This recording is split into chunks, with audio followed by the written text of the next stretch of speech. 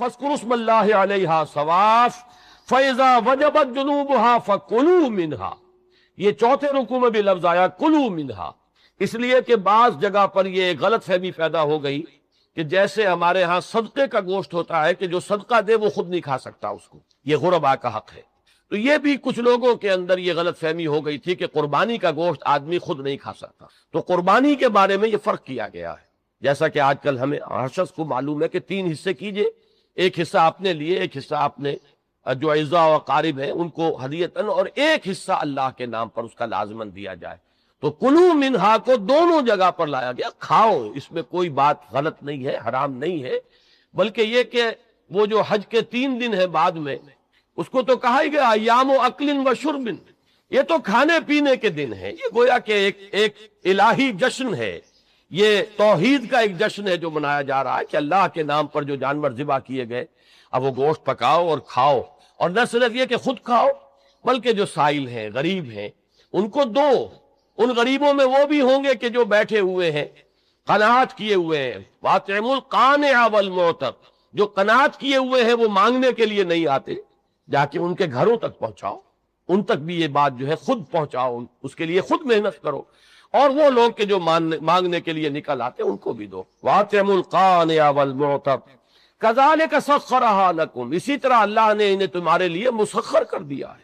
اتنا لمبا چوڑا جانور، اونٹ، لیکن اللہ نے کیسے انسان کے لیے اسے مطیع بنا دیا ہے، اور کس طریقے سے انسان جو ہے اس سے کام لیتا ہے، سواری کرتا ہے، اس کو استعمال میں لاتا ہے، پھر ذبح کرتا ہے. اب میں ایک موضوع لے رہا ہوں، یہ جو قربانی کا مسئلہ ہے، اس کے بارے میں ایک زمانے میں تو بہت منکرین حدیث کی طرف سے اس کے خلاف بڑی جو ہے ایک مہم چلی تھی کہ ختم کیا جائے اس کو. یہ خام خواہ جو ہے خرچ ہوتا ہے بہت بڑا، اور ضائع ہوتا ہے گوشت، اتنے بڑے پیمانے پر گوشت ہوتا ہے، کھایا نہیں جاتا. اچھا، ایک زمانے میں فریج بھی نہیں تھے، یہ بھی نہیں کہ آپ محفوظ کر دیں، گوشت ضائع بھی ہو سکتا تھا، اور بھی چیزیں جو ہے وہ گوشت کی وہ صحیح طور سے استعمال نہیں ہوتی تھی. تو اس کے اوپر بڑا پروپیگنڈا منکرین حدیث کا رہا کہ یہ جو ہے قربانی صرف حج کے موقع پر ہے. میں اس کی نفی کے لیے آج آپ کو بتا رہا ہوں کہ سورہ حج کے اندر جو 2 رکوع ہیں، ایک چوتھا ایک پانچواں، چوتھے رکوع میں بھی قربانی کا ذکر ہے، پانچویں میں بھی قربانی کا ذکر ہے. یہ ایک دم جو ہے ایک جگہ پر جو 2 طرح کی قربانیوں کا ذکر ہو رہا ہے، یہ کیوں ہو رہا ہے؟ چوتھے رکوع میں وہ مناسک حج کے ساتھ اس کا ذکر ہے، وہاں جو فرمایا گیا لِيَشْهَدُوا مَنَافِعَ لَهُمْ وَيَذْكُرُوا اسْمَ اللَّهِ عَلَى مَا رَزَقَهُم مِّن بَهِيمَةِ الْأَنْعَامِ فِي أَيَّامٍ مَّعْلُومَاتٍ عَلَى مَا رَزَقَهُم مِّن بَهِيمَةِ الْأَنْعَامِ فَكُلُوا مِنْهَا وَأَطْعِمُوا الْبَائِسَ الْفَقِيرَ. وہاں پہ قربانیاں دو، پھر اللہ کا نام لو، ان جانوروں پر جو اللہ نے تمہیں عطا کیے ہیں، ان جو معین دنوں کے اندر دو، فی ایام معلومات، اور پھر اس میں سے خود بھی کھاؤ. اور جو ہے جو جیسے صدقہ کا گوشت ہوتا ہے وہ نہیں ہے، وہ قربانی کا گوشت ہے، اس میں سے آپ خود بھی کھائیں اور غرباء کو کھلائیں، غریبوں کو دیں، مساکین کو دیں. تو یہ پورا حکم آ چکا تھا چوتھے رکوع کے اندر. پانچواں رکوع پورا کا پورا جو ہے وہ عید الاضحیٰ پر ہے میرے نزدیک. یہی حکمت صوم کے بارے میں ہے کہ وہاں جب ایک حکم تکرار کر کے آیا کہ پہلے فرما دیا گیا فمن کان منکم مریضا او علی سفر فعدۃ من ایام اخر، اگر بیمار ہو کوئی اور یہ یا کہ سفر پر ہو تو وہ تعداد دوسرے دنوں میں پوری کرے. پھر کیا وجہ دوبارہ آ رہا ہے؟ شہر رمضان الذی انزل فیہ القرآن ھدی للناس وبینات من الھدی والفرقان فمن شہد منکم الشہر فلیصمہ ومن کان مریضا او علی سفر فعدۃ من ایام اخر. کیوں؟ یہ تو ادبی اعتبار سے یہ کلام کا عیب شمار ہوتا، تکرار بلا کسی سبب کے نہیں، سبب کے بغیر نہیں. وہاں کیا تھا؟ وہاں ان 2 رعایتوں کے ساتھ تیسری بھی شامل تھی کہ اگر صحیح ہو اور مقیم ہو پھر بھی روزہ نہ رکھو تو ایک مسکین کو کھانا کھلا دو. یہ رعایت ختم ہوئی ہے رمضان کے روزے کے ساتھ، اب رکھنا پڑے گا روزہ. اور اگر بیمار ہو یا سفر پر ہو تو ٹھیک ہے، دوسرے دنوں میں پورا کرو، پورا کرنا لازم ہے. تو یہ چیز جو ہے یہ در حقیقت کسی وجہ سے ہوتی ہے. بالکل یہی بات ہے سورہ حج کے چوتھے رکوع کے اندر وہ جو قربانی ہے حج کے ساتھ اس کا ذکر آ چکا. اب سنیے یہ جو آ رہا ہے، فرمایا وَلِكُلِّ أُمَّةٍ جَعَلْنَا مَنْسَكًا، ہر امت پر ہم نے ایک جو ہے قربانی کا معاملہ نازل وہ جو ہے فرض کیا ہے. میں نے چونکہ آج شروع میں کہا تھا کہ صوم اور حج میں کچھ مشابہتیں ہیں. دیکھیے صوم کا حکم بھی آیا تھا تو کس طور سے آیا تھا؟ یا ایھا الذین آمنوا کتب علیکم الصیام کما کتب علی الذین من قبلکم لعلکم تتقون. اہل ایمان تم پر روزہ رکھنا فرض کیا گیا جیسے کہ فرض کیا گیا تھا ان پر جو تم سے پہلے تھے۔ یہاں پر اسی حوالے سے بات ہو رہی ہے کہ اے مسلمانوں، یہ قربانی صرف تم پر فرض نہیں کی جا رہی، یہ تو ہر امت پر، ہر نبی، ہر رسول کی امت۔ وَلِكُلِّ أُمَّةٍ جَعَلْنَا مَنسَكًا لِيَذْكُرُوا اسْمَ اللَّهِ عَلَيْهَا، تاکہ وہ نام لیں اللہ کا، عَلَىٰ مَا رَزَقَهُم مِّن بَهِيمَةِ الْأَنْعَامِ، جو کچھ اللہ تعالیٰ نے انہیں رزق دیا ہے۔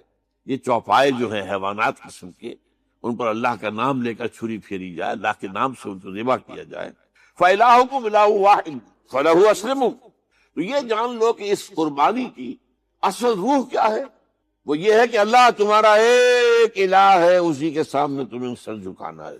یہ روح تقویٰ اگر نہیں ہوگی تو یہ قربانی بے معنی ہو جائے گی۔ نماز و روزہ و قربانی و حج یہ سب باقی ہیں، تو باقی نہیں ہے۔ جب اللہ تعالیٰ کے ساتھ تعلق نہیں ہے تو یہ ساری چیزیں ریچولز بن جائیں گی۔ اب یہ بھی ہوتا ہے، 20 25 ہزار کے بکرے جو ہیں وہ لوگ لیتے ہیں، پھر ان کو گھماتے ہیں، پھراتے ہیں، ان کے اوپر ریشمی چادریں چڑھاتے ہیں، جو ہے وہ مہندی لگا کر، بہرحال وہ چیزیں جو ہیں یہ اظہار اس طرح کا یہ تو پسندیدہ نہیں ہے۔ تو یہ تو لوگوں کو دکھانے کی بات ہے اور اپنے پیسے کی جو ہے اپنی دولت کے اظہار کا ایک ذریعہ ہے۔ لیکن یہ کہ بہرحال قربانی انسان کرے اور یہ کہ اس کے اندر روح جو ہے تقویٰ کی وہ موجود ہوگی۔ فَإِلَٰهُكُمْ إِلَٰهٌ وَاحِدٌ فَلَهُ أَسْلِمُوا وَبَشِّرِ الْمُخْبِتِينَ، اور اے نبی ان لوگوں کو بشارت دے دیجئے کہ جو اللہ کے سامنے جھکے رہتے ہیں، خشوع اور خضوع کی شکل اختیار کرتے ہیں۔ الَّذِينَ إِذَا ذُكِرَ اللَّهُ وَجِلَتْ قُلُوبُهُمْ، وہ لوگ کہ جب اللہ کا نام لیا جائے تو ان کے دل لرز اٹھتے ہیں۔ وَالصَّابِرِينَ عَلَىٰ مَا أَصَابَهُمْ، اور صبر کرنے والے جب کہ اس چیزوں پر کہ جو اللہ کی طرف سے ان پر آ گئی، وہ مصیبتیں، کوئی تکالیف۔ وَالْمُقِيمِ الصَّلَاةِ، اور نماز کو قائم کرنے والے۔ وَمِمَّا رَزَقْنَاهُمْ يُنْفِقُونَ، اور جو کچھ ہم نے انہیں دیا ہے اس میں سے خرچ کرنے والے۔ یہ ایک نظام ہے پورا کا پورا جو اس آیت میں بیان کر دیا گیا، اس کا ایک جز جو ہے وہ یہ بھی ہے۔ وَلِكُلِّ أُمَّةٍ جَعَلْنَا مَنسَكًا، یہ قربانی کا معاملہ جو ہے یہ بھی ہم نے ہر امت کے اوپر فرض کیا، ہر امت جو ہے اس کے اوپر لازم کیا گیا، اور اے مسلمانوں آج تم پر بھی لازم کیا جا رہا ہے۔ وَالْبُدْنَ جَعَلْنَاهَا لَكُم مِّن شَعَائِرِ اللَّهِ، اور یہ جو قربانی کے اونٹ ہیں، یہ خاص طور پر چونکہ عرب میں تو اونٹ کی قربانی ہوتی تھی، دوسرے جانور تو وہاں کم ہوتے، اور بہرحال ان کی قیمتی متاع بھی اونٹ ہے۔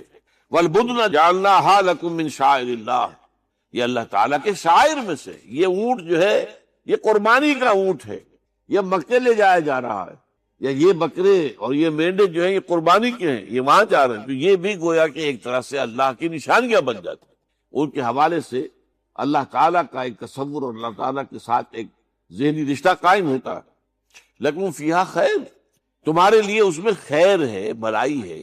چنانچہ جب وہ جاتے تھے حج کے لیے تو جو بھی ان کے ساتھ دودھ دینے والا جانور ہے، قربانی کی نیت ہے لیکن دودھ جو ہے اس کا استعمال کر سکتے ہیں درمیان، اور بھی کوئی اگر ان کی کوئی چیزوں سے فائدہ اٹھانا ہو، لکم فیہا خیر فاذکروا اسم اللہ علیہا، تو اب ان کا اللہ کا نام لو اس کے اوپر، صواف صفیں باندھ کر وہ اونٹ کھڑے ہوتے ہیں اور ان کو نحر کیا جاتا ہے۔ آپ کو معلوم ہے ذبح نہیں ہوتا اونٹ، اتنا بڑا جانور ہے، گردن کتنی موٹی ہے، اس کا ذبح کرنا بڑا مشکل ہے۔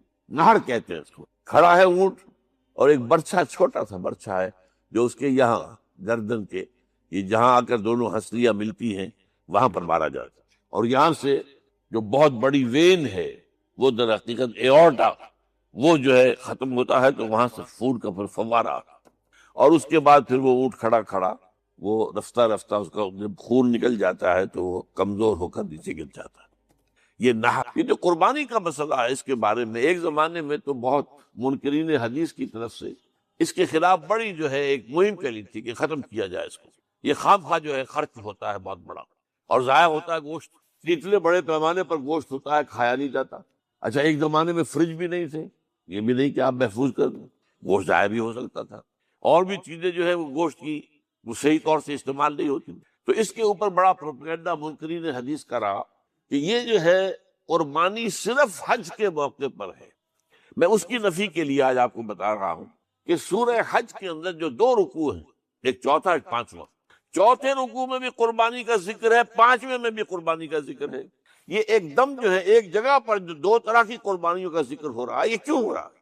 چوتھے رکوع میں وہ مناسک حج کے ساتھ وہاں جو فرمایا گیا لِيَشْهَدُوا مَنَافِعَ لَهُمْ وَيَذْكُرُوا اسْمَ اللَّهِ عَلَىٰ مَا رَزَقَهُم مِّن بَهِيمَةِ الْأَنْعَامِ فی ایام معلومات علی ما رزقهم من بہیمۃ الانعام فکلوا منها واتموا البائس الفقیر، وہاں پہ قربانیاں دو، پھر اللہ کا نام لو ان جانوروں پر جو اللہ نے تمہیں عطا کیے ہیں، اور جو معین دنوں کے اندر دو، فی ایام معلومات، اور پھر اس میں سے خود بھی کھاؤ، اور جو ہے جو جیسے صدقہ کا گوشت ہوتا ہے وہ نہیں ہے، وہ قربانی کا گوشت ہے، اس میں سے آپ خود بھی کھائیں اور غرباء کو کھلائیں، غریبوں کو دیں، مساکین کو دیں۔ تو یہ پورا حکم آ چکا ہے چوتھے رکوع کے اندر۔ پانچواں رکوع پورا کا پورا جو ہے وہ عید الاضحیٰ پر ہے میرے نبی۔ یہی حکمت صوم کے بارے میں ہے کہ وہاں جب ایک حکم تکرار کر کے آیا کہ پہلے فرما دیا گیا فمن کان منکم مریضا او علی سفر فعدۃ من ایام اخر، اگر بیمار ہو کوئی اور یہ یا کہ سفر پر ہو تو تعداد دوسرے دنوں میں پوری کرے۔ پھر کیا وجہ دوبارہ آ رہا ہے؟ شہر رمضان الذی انزل فیہ القرآن ھدی للناس وبینات من الھدی والفرقان فمن شہد منکم الشہر فلیصوم ومن کان مریضا او علی سفر فعدۃ من ایام اخر۔ کیوں؟ یہ تو ادبی اعتبار سے یہ کلام کا عیب شمار ہوتا، تکرار بلا کسی سبب کے، نہیں سبب کے بغیر نہیں۔ وہاں کیا تھا؟ وہاں ان دو رعایتوں کے ساتھ تیسری بھی شامل تھی کہ اگر صحیح ہو اور مقیم ہو پھر بھی روزہ نہ رکھو تو ایک مسکین کو کھانا کھلا دو۔ یہ رعایت ختم ہوئی ہے رمضان کے روزے کے ساتھ، اب رکھنا پڑے گا روزہ، اور اگر بیمار ہو یا سفر پر ہو تو ٹھیک ہے دوسرے دنوں میں پورا کرو، پورا کرنا لازم ہے۔ تو یہ چیز جو ہے یہ در حقیقت کسی وجہ سے ہوتی ہے۔ بالکل یہی بات ہے سورہ حج کے چوتھے رکوع کے اندر، وہ جو قربانی ہے حج کے ساتھ اس کا ذکر آ چکا۔ اب سنیے یہ جو آ رہا ہے، فرمایا وَلِكُلِّ أُمَّةٍ جَعَلْنَا مَنسَكًا، ہر امت پر ہم نے ایک جو ہے قربانی کا معاملہ نازل وہ جو ہے فرض کیا ہے۔ میں نے چونکہ آج شروع میں کہا تھا کہ صوم اور حج میں کچھ مشابہتیں ہیں۔ دیکھیے صوم کا حکم بھی آیا تھا تو کس طور سے آیا تھا؟ یا ایھا الذین آمنوا کتب علیکم الصیام کما کتب علی الذین من قبلکم لعلکم تتقون، اہل ایمان تم پر روزہ رکھنا فرض کیا گیا جیسے کہ فرض کیا گیا تھا ان پر جو تم سے پہلے تھے۔ یہاں پر اسی حوالے سے بات ہو رہی ہے کہ مسلمانوں یہ قربانی صرف تم پر فرض نہیں کی جا رہی، یہ تو ہر امت پر، ہر نبی ہر رسول کی امت۔ وَلِكُلِّ أُمَّةٍ جَعَلْنَا مَنسَكًا لِيَذْكُرُوا اسْمَ اللَّهِ عَلَيْهَا، تاکہ وہ نام لیں اللہ کا، عَلَىٰ مَا رَزَقَهُم مِّن بَہِیمَةِ الْأَنْعَامِ، جو کچھ اللہ تعالیٰ نے انہیں رزق دیا ہے، یہ چوپائے جو ہے حیوانات قسم کے، ان پر اللہ کا نام لے کر چھری پھیری جائے، اللہ کے نام سے ان کو ذبح کیا جائے۔ فَإِلَٰهُكُمْ إِلَٰهٌ وَاحِدٌ فَلَهُ أَسْلِمُوا، تو یہ جان لو کہ اس قربانی کی اصل روح کیا ہے؟ وہ یہ ہے کہ اللہ تمہارا ایک الہ ہے، اسی کے سامنے تمہیں سر جھکانا ہے، یہ روح